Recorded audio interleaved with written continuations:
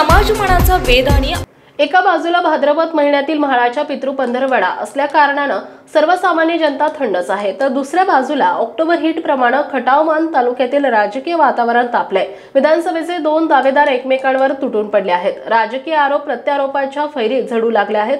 दोघांनी एकमेकांवर खालच्या पातळीवर जाऊन टीका करत कोणाचे उद्योग काय, कोणाकडे किती गाड्या मालमत्ता आहे इथपासून तुरुंगात पाठवण्यापर्यंतची भाष्य सुरू केली आहेत। या निमित्तानं मानदेशातील राजकीय वातावरण आत्तापासूनच तापू लागलंय। 3 वर्षांपूर्वी मान मतदारसंघाची निवडणूक विद्यमान आमदार जयकुमार गोरे, निवृत्त आयुक्त प्रभाकर देशमुख आणि शिवसेनेचे शेखरभाऊ गोरे अशी तिरंगी झाली। यामध्ये आमचं ठरले आघाडीच्या माध्यमातून अपक्ष उमेदवार प्रभाकर देशमुख यांनी विद्यमान आमदारांना कडवी झुंज देत जेरीस आणलं होतं। मात्र गृहनिर्माण प्रतिकूल असल्या कारणानं देशमुखांच्या टेबलला एनकुळच्या सूर्यवंशी यांच्या वाजल्यानं अपशकुन घडवला होता। निवडणुकीनंतर पांढरपेशी देशमुख मानदेशी टक्क्या टोनप्याला कंटाळून राजकारण सोडतील अशी राजकीय जाणकारांचा हिरा होता। मात्र देशमुखांच्या नशिबानं तत्कालीन परिस्थितीत राज्यात शिवसेना काँग्रेस राष्ट्रवादी काँग्रेस आघाडीचं सरकार आलं। या सरकारचा पुरेपूर फायदा घेत देशमुख साहेबांनी मान मतदारसंघात पक्ष संघटना जिवंत ठेवण्याचं काम केलं। त्यांनी 2-2.5 वर्षात केलेल्या दमदार कामामुळे तेच पुन्हा विधानसभेला दावेदार असणार यात तीळ मात्र शंका नाही। असे असले तरी गेली 3 वर्ष ते आपला वैयक्तिक संस्कृती टिकून डिफेन्स मोडमध्ये खेळत होते। दरम्यानच्या काळात राज्यातील राष्ट्रवादी काँग्रेसमध्ये मोठ्या उलाढाली झाल्या, पक्षात उभी फूट पडली। यामध्ये खटाव तालुक्यातील मातब्बर पदाधिकारी उपमुख्यमंत्री अजितदादा गटात गेलेत। मान तालुक्यातही काहींची चलबिचल चालू होती। असं असलं तरी देशमुख साहेब मागे हटले नाहीत। जे बरोबर येतील त्यांना घेऊन तळागाळात संपर्क वाढवत मजबूत बांधणी सुरू करून आपणच आमदार गोरे यांचे प्रमुख विरोधक असल्याचं वेळोवेळी दाखवून दिलंय। मसवड येथे झालेली उपमुख्यमंत्री देवेंद्र फडणवीस यांची जंगी सभा, भाजपचे प्रदेशाध्यक्ष चंद्रशेखर बावनकुळे यांचा सातारा दौरा या पार्श्वभूमीवर भाजपामध्ये सर्वत्र फिलगुडचं वातावरण होते। अशातच दहिवडी येथे पत्रकार परिषद घेत प्रभाकर देशमुख यांनी खटाव मान तालुक्यातील शेती पाणी योजनांची माहिती, त्यासाठी कोणी कसे प्रयत्न केले हे सांगितले। तसेच स्वतःला जलनायक म्हणणाऱ्या आमदार जयकुमार गोरे हे जननायक म्हणून स्वतःची पाठ थोपटून घेत आहेत। मात्र त्यांच्या निष्क्रियतेमुळेच मान खटावच्या नशिबी अद्याप दुष्काळ आहे असा घणाघात केलाय। तसेच आपल्या प्रॉपर्टीची चौकशी करणाऱ्या गोरे यांनी हा मुद्दा विधानसभेत उपस्थित केला होता। त्यावेळी सरकारनंच त्यांच्या आरोपामध्ये तथ्य नसल्याचं सांगितलंय। त्यामुळे माझ्या संपत्तीचे तुणतुणे वाजवणं बंद करा, तसेच तुमच्याकडे लिशान गाड्या कोणत्या उत्पन्नातून आल्या ते जनतेसमोर जाहीर करा असा टोलाही लगावलाय। दरम्यान प्रभाकर देशमुखांच्या प्रेसची कुणकुण लागताच दहिवडी येथील भाजप कार्यालयात निवडक कार्यकर्त्यांशी संवाद साधताना त्यांच्यावर आमदार गोरे यांनी एकेरी भाषेत निशाणा साधला। यावेळी ते म्हणाले, मागच्या निवडणुकीत जनतेने देशमुखांना घरी बसवले, त्यांनी आता घरात बसून आनंद घ्यावा, या वयात न झिपणाऱ्या भानगडी करू नयेत। तसेच श्री देशमुख हे बारामतीच्या पवारांचे चमचे आहेत। प्रांत कलेक्टर, आयुक्त, सचिव म्हणून त्यांनी काय दिवे लावले आहेत याचा सर्व डाटा आपल्याकडे। कोतवालाची लायकी नसणाऱ्याला पाणी वाटप काय करणार असा टोलाही त्यांनी लगावलाय। तसेच त्यांनी हिम्मत असेल तर पुन्हा निवडणूक लढवावी, विकास कामे आणावीत, अन्यथा आमची व्यक्तिगत मापे काढली तर मायनीकर देशमुखांप्रमाणेच लोधवडेकरांनाही तुरुंगात पाठवून गज मोजायला लावेन असा गर्भित इशाराही त्यांनी यावेळी दिला। तसेच मायनीकर शेजारील खासदार संजय राऊतांची बराक रिकामी झाली असल्याचंही मिश्किल टिप्पणी यावेळी त्यांनी केली आहे। एरळा न्यूजसाठी संपादक धनंजय क्षीरसागर, दहिवडी। असताना काय पत्र निघाले, GR कसे निघालेत हे समजून येत नाही। खरं तर आमदारांनी गेल्या 14 वर्षामध्ये किमान GR कसा वाचायचा असतो एवढं तरी शिकून घ्यायला पाहिजे होतं। GR वाचत असताना हा जो GR निघालेला आहे 30/9चा GR निघाला आहे, त्या GR मध्ये काय म्हटलेलं आहे? त्या GR मध्ये म्हटलेलं आहे की पूर्वीचा संदर्भ दिलाय। कुठला संदर्भ दिलाय? तर टेंबूच्या बाबतीत जे पत्र दिलंय 30/9चं पत्र आहे, त्याच्यामध्ये शासनाचा निर्णय 29/4/22चा नमूद केलाय आणि 29/4/22ला महाविकास आघाडी सरकारनं टेंबूसाठी जे 8 TMC पाणी रिझर्व केलं टेंबूचं, त्याच्यामधून 2.5 TMC पाणी मान खटावला दिलेलं आहे। म्हणजे 29/4/2022ला 2.5 TMC पाण्याची मंजुरी झाली असं इरिगेशन डिपार्टमेंटनी त्यांच्या पत्रात नमूद केलंय। इरिगेशन डिपार्टमेंटनी त्याप्रमाणे सांगलीच्या विभागाने कृष्णा कोरे महामंडळाकडे त्या ठिकाणी सर्वे आणि एस्टिमेट करायला पैशाची मागणी केली। ठेवून आज अंतिम मंजुरीला शासनाकडे गेलेला आहे। आता हे मंजूर जर झालं नसतं 29/4ला तर सर्वेला पैसे मंजूर करायची काय आवश्यकता होती, एस्टिमेट करायची काय आवश्यकता होती? त्यामुळे 29/4 मंजूर झालं, त्याचं एस्टिमेट झालं आणि कृष्णा खोरे लवादाचं जे एकूण पाणी आहे सांगलीला, सातारला सर्व ठिकाणी दिलेलं आहे त्याचा आढावा घेतलाय आणि त्याच्या आढाव्याला फेर मान्यता दिलेली आहे. हे नव्यानं मान्यता 30/9 दिलेली नाही ही वस्तुस्थिती आहे. त्यामुळे टेंबूचं 2.5 TMC पाणी हे जयंत पाटील साहेबांनी 29/4/2022लाच मंजूर केलं ही वस्तुस्थिती आहे. ती रेकॉर्डवरती आपल्याला मांडायची आहे. त्याशिवाय महाविकास आघाडीच्या काळामध्ये तत्कालीन उपमुख्यमंत्री आदरणीय अजितदादा पवार साहेबांनी औंधसाठी 1.25 TMC एवढं पाणी नव्यानं आरक्षित केलेलं आहे. म्हणजे महाविकास आघाडी सरकारच्या काळामध्ये 3.75 TMC एवढं पाणी नव्यानं आरक्षित केलेलं आहे. आत्ताच्या सरकारने उत्तर महासाठी 1.1 TMC एवढं पाणी आरक्षित केलंय. आमची मागणी त्या ठिकाणी 2.5 TMC होती, कारण 4 महिन्यासाठी पाणी सोडून आमचा प्रश्न मिटत नाही. आम्हाला कमीत कमी 8 महिन्यासाठी पाणी मिळालं पाहिजे. ते 2.5 TMC पाणी मिळायला पाहिजे होतं, पण त्याच्यामध्ये 1.1 TMC एवढंच पाणी देऊन सरकारनं त्या ठिकाणी बोळवण केली.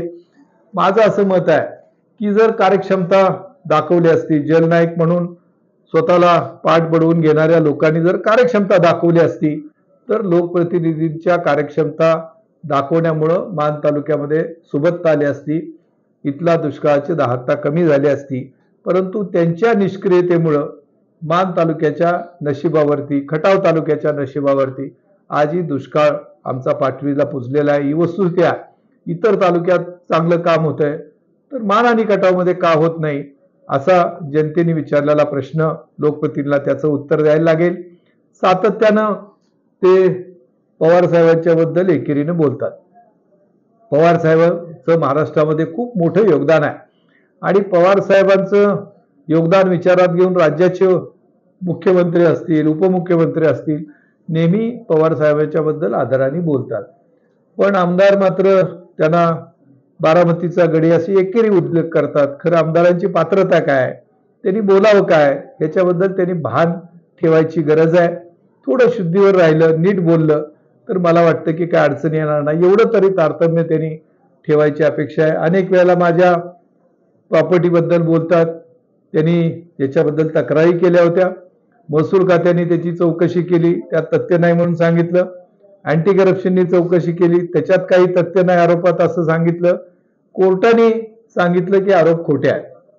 आणि मग सन्माननीय आमदार महोदय यांनी विधानसभेमध्ये प्रश्न उपस्थित केला आणि त्यावेळेला तत्कालीन मुख्यमंत्री देवेंद्र फडणवीस साहेबांनी विधानसभेमध्ये सांगितलंय की माझ्यावर जे आरोप केले त्याच्यामध्ये कुठल्याही प्रकारचं तथ्य नाही, कारण मी जे प्रॉपर्टी माझी आहे त्याचं प्रत्येक गोष्ट मी केंद्र शासनाला कळवलेलं आहे.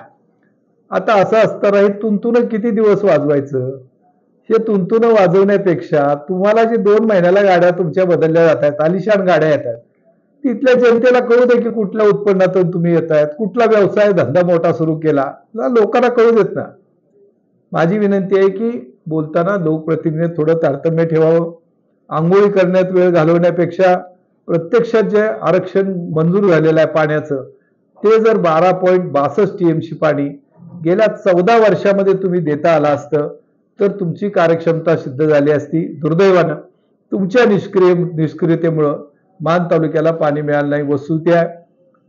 त्याच्यापेक्षा तुम्ही जर स्वतःला जलनायक समजत असाल तर मग हे पाणी का तुम्ही देऊ शकला नाही, ह्याचं उत्तर तुम्हाला लोकांना द्यायला लागेल. कारण तुम्ही लोकप्रतिनिधी म्हणून गेले 3 टर्म या ठिकाणी काम करताय आणि मग लोकांना फसवणुकीचा अशा प्रकारे तुम्ही बिजवडीला सांगितलं की 6 महिन्यात पाणी देतो, आता सांगताय की आरक्षण मंजूर झालंय. अरे आरक्षण किती मंजूर झालंय, किती पाणी द्यायचं होतं, याच्याबद्दलची वस्तुस्थिती लोकांच्या समोर मांडायची आवश्यकता आहे आणि म्हणून या ठिकाणी आपल्या समोर ही वस्तुस्थिती मांडलेली आहे. त्या दिवशी जनता जबाबदारी टाकेल, त्या दिवशी काळजी करा. जनतेनं तुम्हाला घरी बसवलेला आहे, आता घरचा आनंद चांगला घ्या. उगाच ह्या वयात लय फिरून भानगडीत पडू नका. हाही पैसा आम्हाला माहिती आहे, माझ्या पैशाचा हिशोब घेऊ नका. जयकुमार गोरे या तालुक्यात आला होता तेव्हा सुद्धा 1.5 कोटीची गाडी घेऊनच आला होता. इथं येऊन जयकुमार गोरे काय मिळवलेलं नाही. मी तलाठी नाही, मी प्रांत नाही, मी शरद पवारांचा चमचा नाही, मी आयुक्त नाही, मी कलेक्टर नाही, मी व्यावसायिक आहे. मी काम धंदा करतो आणि काम धंदा करून मी करतो.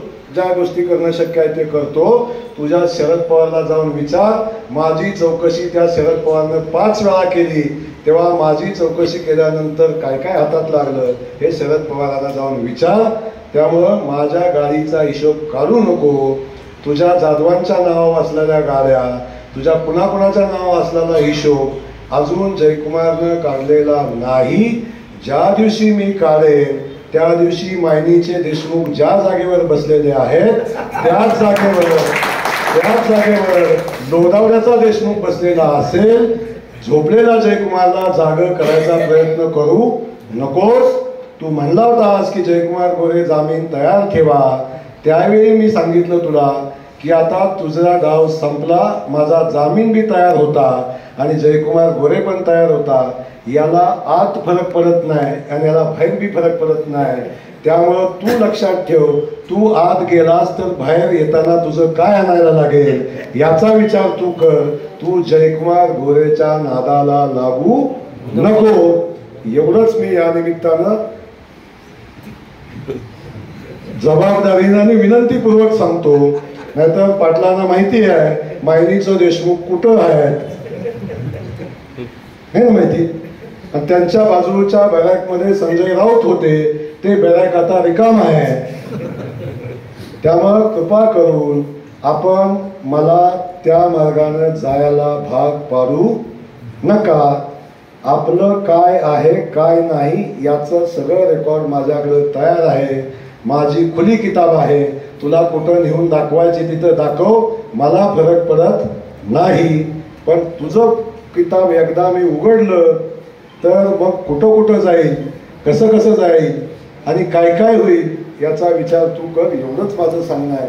कृपा करून इथून पुढं माझ्या भानगडीत पडू नको. तुझ्यात दम आहे, तू निवडणूक लढ. तुझ्यात दम आहे, तुझ्या काय राजकीय चाले असतील ते खेळ. तुझ्यात दम आहे, जमलं तर विकासाचं काम कर, नसलं तर तुला जी मतं देतात त्यांच्याकडून मतं घे. पण गुन्ह्या गोविंदाने राहा. बिनकामाचं कुणाचं तरी ऐकून जयकुमार गोरे जसा बोलतो तसं बोलायला जाऊ नको. जयकुमार गोरे जसा चालतो तसं चालायला जाऊ नको. लक्षात आलं असेल मला वाटते. त्यामुळं माझी विनंती आहे की बाबा रे तुझा क्षमता नाही. म्हणला लोधावड्यातनं बाहेर पडायला मला कोण आले होते, कोणाचा बाप जन्माला यायचंय, कोण जन्माला यायचंय ते म्हणताना सुद्धा खालनं आवाज येत होता. ते बोलताना सुद्धा खालनं आवाज येत होता. तू कशाला सांगतो मला, कशाला विषय सांगतोस. तू ज्यांच्या जेव्हा बोलतो ना ती वेळ आल्यावर कुठेही नसतात. ते मायनीच्या देशमुखाला विचार कुठं आहे ते. त्यामुळं तू नको भानगडीत पडो. त्यामुळं माझं एवढंच सांगणं आहे की आपलं जेवढं क्षमता आहे, आपली जेवढी पात्रता आहे तेवढंच बोलावं.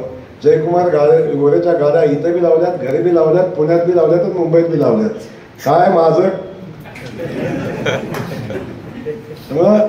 बिलकुल चिंता करू नको तू माझी. मला काय घंटा फरक पडत नाही. आणि मी सांगितलं मी आहे असं आहे. आत काय आणि बाहेर काय. आत गेला तरी व्यायाम करणार, बाहेर आला तरी व्यायाम करणार. तू माझ्या गाड्या लागू एवढंच सांगतो. पुन्हा पुन्हा पुन्हा पुन्हा या गोष्टी मला बोलायला लावू नको. एवढीच माझी विनंती आहे. आपल्या सगळ्यांना माझं सांगणं आहे की चांगल्या आकाराम उंभासे यांचाही जिल्हा शिक्षक समितीच्या वतीनं सन्मान. आपल्या भागातील महत्त्वाच्या बातम्या पाहण्यासाठी आजच आमच्या एरळा न्यूज चॅनलला यूट्यूबवर सबस्क्राईब करा आणि बेल आयकॉन प्रेस करा.